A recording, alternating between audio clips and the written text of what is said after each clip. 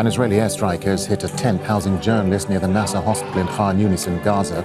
2 Palestinians were killed. One was a journalist who was burnt alive in front of a group of helpless witnesses. The fire too fierce to approach. And in a separate attack, also in Khan Yunis, Israeli strikes targeted a home, killing 9 people. 1 child was pulled from the rubble alive, but several people are still believed to be buried under the ruins. Let's bring in Anthony Lowenstein. He's an independent journalist and author of The Palestine Laboratory. That's a book on Israel's arms and surveillance industry. He joins us live from Sydney in Australia. Anthony, always good to have you with us. So yet more journalists being killed in Gaza. Over 200 have been killed since the war began. This isn't happening accidentally, is it? This is blatantly intentional. Why is that? There's been direct targeting of journalists really in Palestine by Israel for years, but particularly since October 7, there was a study that came out last week by the Costs of War Project, which is a project in the university in the US, which compiled how many journalists have been killed in every single major conflict in the last roughly 100 years, World War I, World War II, Vietnam, Iraq, Afghanistan, compared to what's happening in Gaza. And what's happening in Gaza, over 200 media workers and journalists killed, is more than every other global conflict combined in the last 100 years. This is a deliberate targeting of journalists. And if you see so much in the Western press, there is so much more interest or concern if, say, Russia or China or Iran targets journalists, which they do. But there's far less interest if Palestinians, who are often the eyes and ears of what we're seeing. There are no foreign journalists in Gaza. What we're seeing and hearing every day, including on Al Jazeera, is coming from Palestinians. And they are being killed systematically, targeted. And the lack of international outrage over that, I think, speaks volumes about how so many in the Western press have a hierarchy of who's important. And sadly and outrageously, Palestinians are not near the top of that list. Yeah, and above that, there is never any accountability for any war crimes committed by Israeli forces. And if the flow of information coming out of Gaza is restricted by killing journalists, as you just pointed out, the Israeli military can then continue acting with impunity. Which is exactly what's been happening for 18 months. Look, obviously there was no accountability when Biden was president, with Trump even less so. I mean, Trump is proud of his war on journalists within the US.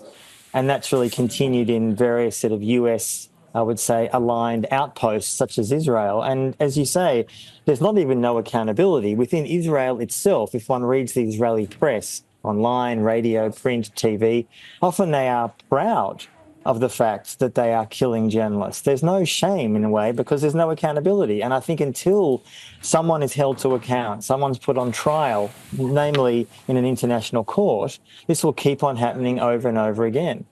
Just a bigger picture here, Anthony. In addition to killing journalists and aid workers, as we've just seen, we're not far off from seeing the Israeli military have troops right across the whole of the Gaza Strip. Are we looking at Israel permanently reoccupying the Gaza Strip?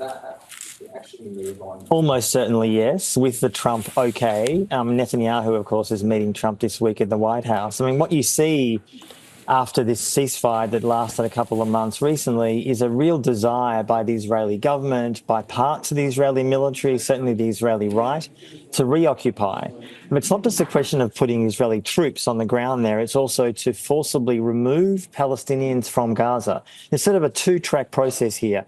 Israel and the US are speaking to various poor countries, Somaliland, Congo, South Sudan, in the hope that they can bribe them to take 10,000 Palestinians here, 20,000 Palestinians there, and that may or may not happen. I mean, it's an outrageous, obviously, suggestion of ethnic cleansing, but while that's happening, and again, one sees this from Israeli military comments, you essentially have a situation where Israel is trying to build quasi-concentration camps in Gaza.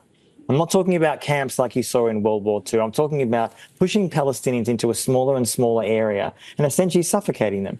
And there is so little international outrage over that fact. What Israel wants is a Palestine without Palestinians, a Gaza without Gazans. And until there is international pressure to change that, I fear that vision will actually come to pass. So just a final thought to you then, Anthony. I mean, what does all of this mean then for Palestinians who, as you say, are besieged in the Strip by the Israeli military? They face a harsh choice, don't they, of either staying and being killed or accept this kind of one-way ticket out of Gaza as part of Trump's Gaza plan? I mean, it's no choice, is it? It's a catastrophic choice, if you can even call it that. I mean, I think Palestinians need friends need allies, need support. And if that's not going to come, as it clearly is not, from the US, frankly, the EU, and a lot of Arab states, where is it going to come from? Civil society needs to massively pressure governments to take action. Not least this week, Netanyahu has been in Europe, and many European nations, including Belgium, refuse to actually arrest Netanyahu and send him to The Hague, as the arrest warrant demands from the ICC. This needs to change. And Palestinians are facing their gravest situation in their history, and we need to support them 110%. That the Israeli state as it currently exists can no longer be allowed to exist on this planet. I'm no longer a supporter of a two-state solution. I'm a supporter of a one-state solution. That one state is Palestine, the Palestinian state. Jews are welcome to live in that Palestinian state in peace as equal citizens. So let's stop talking about Hamas being a terrorist organization and start recognizing that Israel is the terrorist organization. And the greatest threat to American national security today is the state of Israel. If you take a look at what we're getting prepared to do, for instance, in the Red Sea, we're talking about going to war against the Houthi. All right, now that may seem insignificant, except the following. We can't beat them.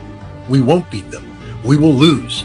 Stop burying America in the name of Israel and start looking out for American interests. And American interests depend on a stable economy, and you ain't going to get a stable economy if you threaten global energy security by going to war against the Houthi for the crime of saying we won't let shipping into Israel until Israel allows humanitarian goods into Gaza. Understand that's what's at stake here. We're going to go to war because we don't want humanitarian goods to go into Gaza. We're going to war because of that. What kind of despicable cowards are we as a nation, collectively? The blood of every Palestinian is on the hands of every American. And this is why people are like, why are you mad at me? Because they tried to kill me.